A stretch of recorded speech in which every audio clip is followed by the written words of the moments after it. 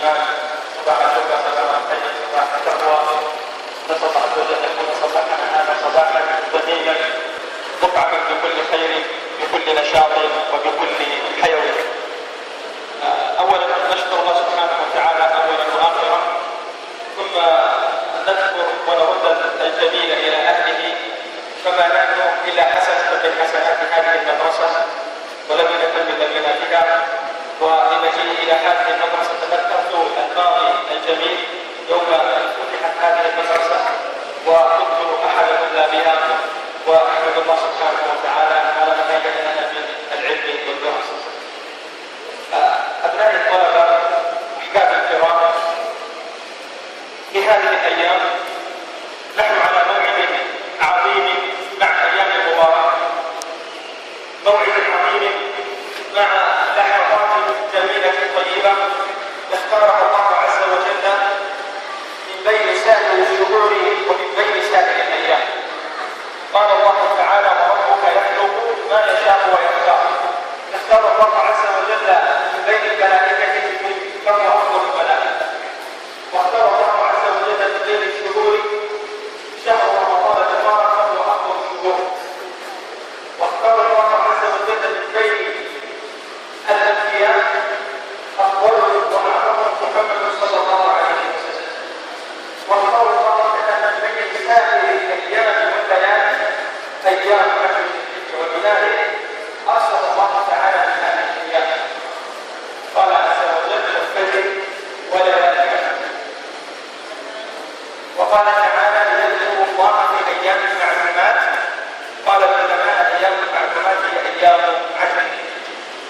جاء من حديث عن عباس رضي الله عنهما أن النبي صلى الله عليه وسلم قال: ما من أيام أعظم عند الله تعالى من هذه العشر، يعني عشر ذي الحجة.